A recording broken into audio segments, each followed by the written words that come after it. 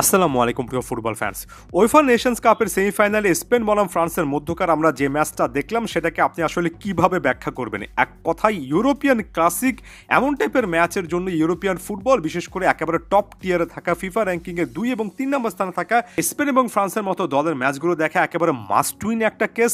এক কথায় বলা চলে যে আপনি স্পেল বাউন্ড হয়ে যাবেন, হতভম্ব হয়ে যাবেন এমন টাইপের এক একটা ম্যাচ।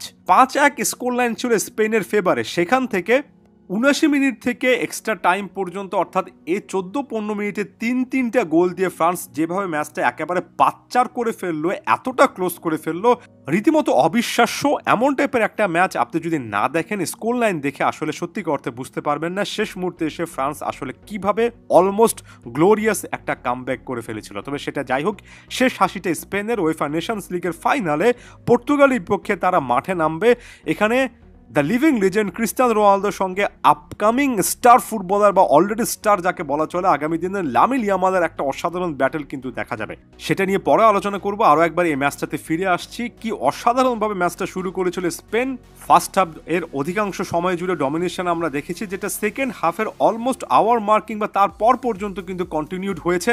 স্পেনের অসাধারণ ছোট ছোট পাসে লিঙ্ক আপ ফুটবল আমরা দেখলাম। প্রথম দুটো গোলের ক্ষেত্রে ওয়ারজাবাল যেভাবে অ্যাসিস্ট করলেন, একবার নিকো উইলিয়ামস এবং পরবর্তীতে মিকেল মেরিনো, এই দুটো গোলের ক্ষেত্রে স্প্যানিশ পাসিং ফুটবলের একেবারে সবচেয়ে বেস্ট ভার্সনটা আমাদের চোখের সামনে আসলো।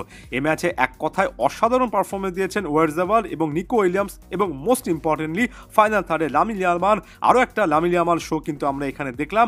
54তম মিনিটের সময় পেনাল্টি থেকে গোল করেছেন, আবার 67তম মিনিটের সময় আরও একটা গোল পেয়েছেন। মাঝখানে পেদ্রি একটা দৃষ্টিনন্দন গোল করেছেন নিকো উইলিয়ামসের পাস থেকে, এবং স্কোর লাইনটা 5-1 হওয়ার পরে দুটো জিনিস একেবারে ক্লিয়ার কাট হয়ে গিয়েছিল। প্রথমত, স্পেনের কাছে এমন একটা মিডফিল্ড টু ফাইনাল থার্ড আছে যেখানে গোল স্কোরারের অভাব নেই। এখানে লামিন ইয়ামাল, ওয়ারজাবাল, উইলিয়ামস ছাড়াও Pedri, Mikel Merino, Martin Zubimendi প্রায় প্রত্যেকের ডিবক্সের আশেপাশে একটা প্রেজেন্স রাখতে পারেন।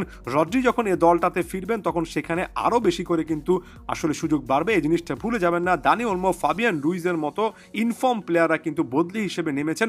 অর্থাৎ অপশনই অপশন। মিডফিল্ড টু ফাইনাল থার্ডে স্পেনের কাছে সত্যিকার অর্থে অসাধারণ একটা কিন্তু লাইন আপ আছে।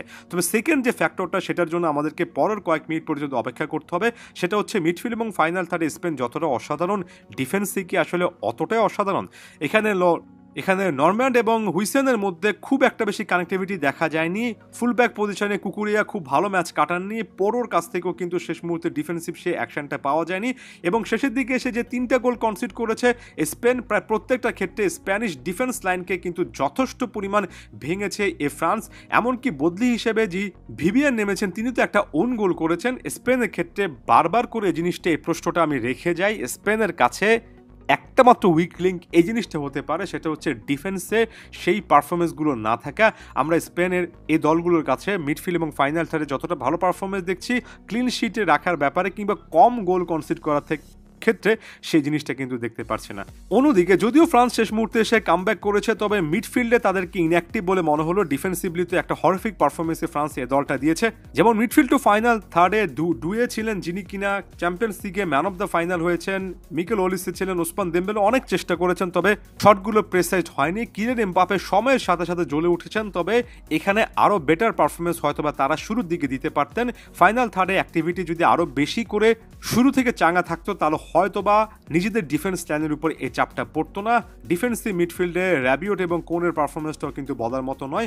ফ্রান্সের কাছে ওভারঅল আপনি যদি স্কোয়াডদের দেখেন তাহলে খুবই ভালো একটা দল আছে, তবে সত্যিকার অর্থে মাঠের পারফরমেন্সে সেটা কতটুকু অনুদিত হচ্ছে, বিশেষ করে স্পেনের মতো একটা দলের বিপক্ষে, যেটা আসলে বিশ্বকাপের একটা মানদণ্ড হতে পারে এমন ম্যাচ, সেটা নিয়ে প্রশ্ন করার সুযোগ আছে। আমি এরপরে উয়েফা নেশনস লিগের ফাইনালে চলে যাচ্ছি।